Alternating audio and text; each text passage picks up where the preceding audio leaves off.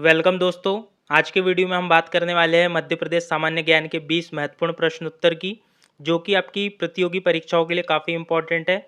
आगामी पटवारी परीक्षा, जेल प्रहरी और ग्रुप 4 जैसी परीक्षाओं के लिए ये प्रश्न काफ़ी ज़्यादा महत्वपूर्ण होने वाले हैं, तो वीडियो बिल्कुल भी मिस ना करें, वीडियो एंड तक ज़रूर देखिएगा। चलिए वीडियो शुरू करते हैं और देखते हैं आज का पहला प्रश्न। मध्य प्रदेश की संगीत राजधानी के नाम से किसे जाना जाता है? ऑप्शन है जबलपुर, सिंगरौली, मैहर, इंदौर। इसका जो सही आंसर वो है ऑप्शन सी, मैहर। तो मैहर को जो है संगीत राजधानी के नाम से जाना जाता है। वहीं पर जो है सिंगरौली को कोयला राजधानी के नाम से, इंदौर को व्यावसायिक और खेल राजधानी के नाम से, और जबलपुर को जाना जाता है संस्कार राजधानी के नाम से। तो यह सभी इम्पोर्टेंट फैक्ट्स है, आपको यह सभी फैक्ट्स याद रखने हैं। इस तरह के क्वेश्चंस एग्जाम में पूछे जाते हैं, तो काफ़ी इंपॉर्टेंट प्रश्न है ये। चलिए अब देखते हैं अगला प्रश्न। सबसे अधिक जनसंख्या घनत्व वाला जिला कौन सा है? ऑप्शन है इंदौर, ग्वालियर, जबलपुर, भोपाल। इसका जो सही आंसर है वो है ऑप्शन डी, भोपाल। तो मध्य प्रदेश का सबसे अधिक जनसंख्या घनत्व वाला जिला जो है वो भोपाल है, और भोपाल का जो जनसंख्या घनत्व है वो है 855 व्यक्ति प्रति वर्ग किलोमीटर। तो आपको याद रखना है, क्वेश्चन ये भी पूछता है कि भोपाल का जनसंख्या घनत्व कितना है, तो उसमें आपको आंसर लगाना है 855 व्यक्ति प्रति वर्ग किलोमीटर। ठीक है। और मध्य प्रदेश का अगर आपसे पूछे कि मध्य प्रदेश का जनसंख्या घनत्व कितना है, तो मध्य प्रदेश का जो जनसंख्या घनत्व है वो है 236 व्यक्ति प्रति वर्ग किलोमीटर। और अगर क्वेश्चन पूछ ले कि सबसे कम जनसंख्या घनत्व वाला मध्य प्रदेश का जिला, तो उसमें आपको आंसर लगाना है डिंडोरी। तो डिंडोरी का कितना है? डिंडोरी का है 94 व्यक्ति प्रति वर्ग किलोमीटर है डिंडोरी का जनसंख्या घनत्व। सबसे कम जनसंख्या घनत्व वाला जिला है डिंडोरी। ये सभी आपको याद रखने हैं। चलिए अब देखते हैं अगला प्रश्न। दीनदयाल रसोई योजना की शुरुआत कब हुई थी? ऑप्शन है 7 अप्रैल 2015, 7 अप्रैल 2016, 7 अप्रैल 2017, 7 अप्रैल 2020। इसका जो सही आंसर है वो है ऑप्शन सी, 7 अप्रैल 2017। दीनदयाल रसोई योजना यह जो है 7 अप्रैल 2017 को ग्वालियर से शुरू हुई थी, और इस योजना का जो मुख्य उद्देश्य वो है 5 रुपये में व्यक्तियों को भरपेट भोजन की व्यवस्था उपलब्ध कराना जो है इस योजना का मुख्य उद्देश्य है। और इस योजना के तहत जो है 5 रुपये में भरपेट भोजन जो है मिल जाता है। तो जो है काफ़ी इंपॉर्टेंट प्रश्न है ये भी। चलिए अब देखते हैं अगला प्रश्न।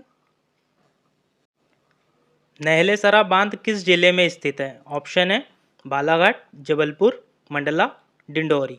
इसका जो सही आंसर है वो है ऑप्शन ए, बालाघाट। नहलेसरा बांध यह जो है बालाघाट जिले में स्थित है। चलिए देखते हैं अगला प्रश्न। सिक्योरिटी पेपर मिल कहाँ स्थित है? ऑप्शन है नेपानगर, होशंगाबाद, ग्वालियर, बैतूल। इसका जो सही आंसर है वो है option B, Hoshangabad. Security paper mill यह जो है होशंगाबाद में स्थित है, और इसकी स्थापना कब हुई थी? तो ये हुई थी 1967-1968 में। ये भी आपको याद रखना है। मध्य प्रदेश का जो पहला कागज़ का कारखाना है वो कहाँ पर प्रारंभ किया गया था? वो किया गया था नेपानगर में। तो ये भी आपको याद रखना है। चलिए अब देखते हैं अगला प्रश्न। गांधी सागर जल विद्युत केंद्र किस नदी पर स्थित है? ऑप्शन है केन, बेतवा, चंबल, सोन। इसका जो सही आंसर है वो है ऑप्शन सी, चंबल। तो गांधी सागर जल विद्युत केंद्र यह जो है मंदसौर जिले में स्थित है और चंबल नदी पर है। काफ़ी इंपॉर्टेंट क्वेश्चन है ये भी। चलिए देखते हैं अगला प्रश्न। मध्य प्रदेश की किस यूनिवर्सिटी को यूनेस्को ने मेगा यूनिवर्सिटी का दर्जा दिया है? ऑप्शन है आपके पास देवी अहिल्या यूनिवर्सिटी, राजा भोज open university, Rani Durgavati university और जीवाजी राव यूनिवर्सिटी। इसका जो सही आंसर है वो है ऑप्शन बी, राजा भोज ओपन यूनिवर्सिटी।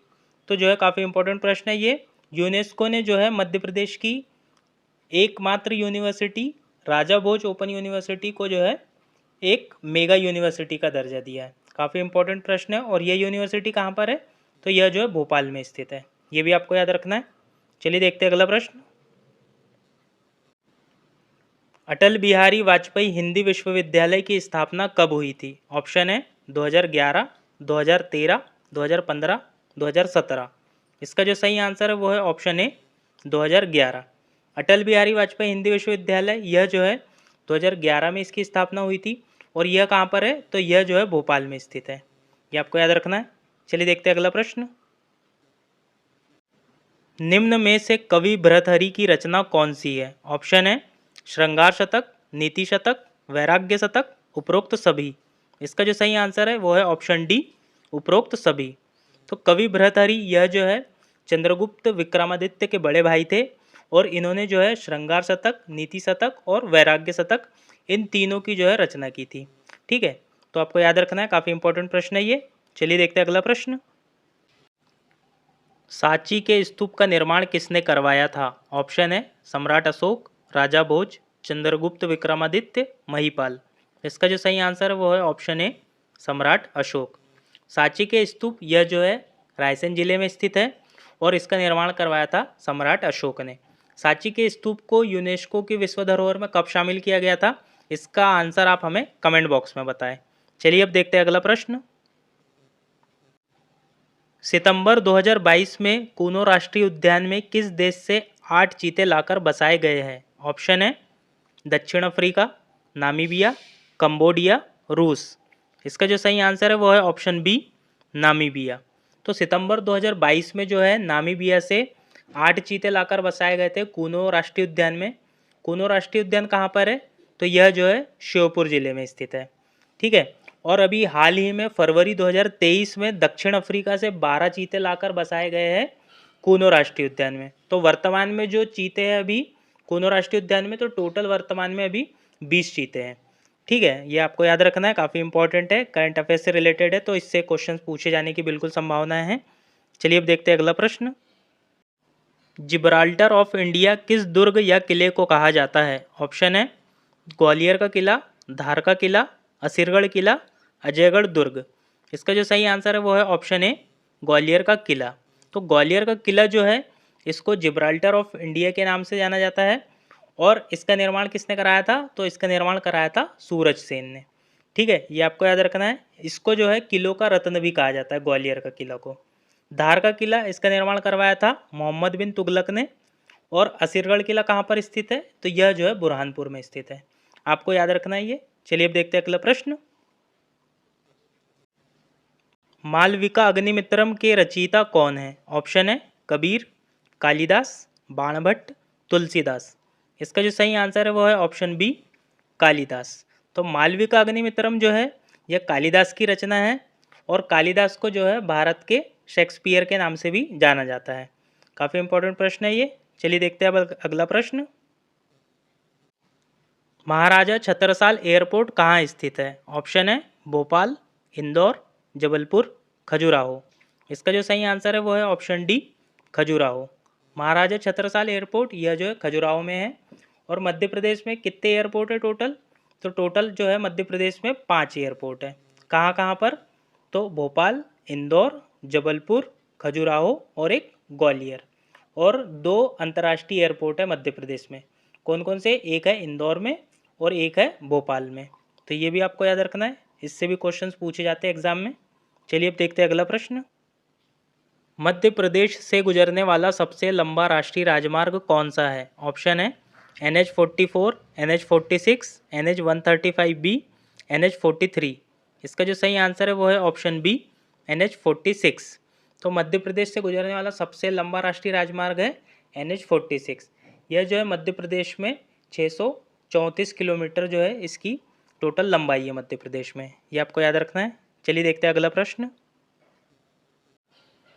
प्रभाष जोशी पुरस्कार की शुरुआत कब हुई? ऑप्शन है 1994, 1997, 2011, 2013।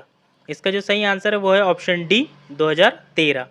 प्रभाष जोशी पुरस्कार यह जो है मलखम्ब के क्षेत्र में दिया जाता है और इसकी शुरुआत हुई थी 2013 से। चलिए देखते हैं अगला प्रश्न। मध्य प्रदेश का सबसे बड़ा अभ्यारण्य कौन सा है? ऑप्शन है नौरादेही, कालीभीत, खियोनी, रालामंडल। इसका जो सही आंसर है वो है ऑप्शन ए, नौरादेही। नौरादेही अभ्यारण्य कहाँ पर है? तो यह जो है सागर में स्थित है। और सबसे छोटा अभ्यारण्य है रालामंडल, यह इंदौर में स्थित है। चलिए देखते हैं अगला प्रश्न। मध्य प्रदेश योजना आयोग के प्रथम अध्यक्ष कौन थे? ऑप्शन है भगवंत राव मंडलोई, द्वारका प्रसाद मिश्र, श्यामचरण शुक्ल, प्रकाश चंद सेठी। इसका जो सही आंसर है वो है ऑप्शन डी, प्रकाश चंद सेठी। मध्य प्रदेश योजना आयोग, इसका गठन कब हुआ था? तो ये हुआ था 1972 में, और इसके पहले अध्यक्ष थे प्रकाश चंद सेठी। राज्य योजना आयोग के जो अध्यक्ष होते हैं वो होते हैं मुख्यमंत्री। उस समय प्रकाश चंद सेठी मुख्यमंत्री थे, और योजना आयोग का गठन जो है 1972 में हुआ था। तो इस प्रकार पहले अध्यक्ष थे प्रकाश चंद सेठी। चलिए अब देखते हैं अगला प्रश्न। मध्य प्रदेश का राजकीय नृत्य क्या है? ऑप्शन है माच, सैरा, राई, परधोनी। इसका जो सही आंसर है वो है ऑप्शन सी, राई। मध्य प्रदेश का राजकीय नृत्य जो है वो राई है। और यह किस क्षेत्र का है? तो यह जो है बुंदेलखंड का है। माच जो है मध्य प्रदेश का राजकीय नाट्य है, जो कि मालवा से संबंधित है। और परधोनी नृत्य जो है यह बघेलखंड का प्रमुख नृत्य है। तो ये आपको याद रखना है। चलिए देखते हैं अगला प्रश्न। पद्माकर समारोह कहाँ आयोजित होता है? ऑप्शन है ग्वालियर, मैयर, इंदौर, सागर। इसका जो सही आंसर है वो है ऑप्शन डी, सागर। पद्माकर समारोह यह जो है सागर में आयोजित होता है। ग्वालियर में जो है तानसेन समारोह होता है। मैयर में अलाउद्दीन खां संगीत समारोह होता है। और इंदौर में होता है अमीर खां समारोह। तो ये सभी इंपॉर्टेंट फैक्ट्स आपको याद रखने हैं। तो दोस्तों आज की वीडियो में बस इतना ही। अगर आपको हमारा वीडियो पसंद आया है तो इसे लाइक करें, कमेंट करके बताएं आपको वीडियो कैसी लगी। और इसी तरह की वीडियो पाने के लिए हमारे चैनल से लगातार जुड़े रहें। और अगर आपने अभी तक हमारे चैनल को सब्सक्राइब नहीं किया है तो हमारे चैनल को सब्सक्राइब करें और नोटिफिकेशन बेल ऑन कर लें। धन्यवाद।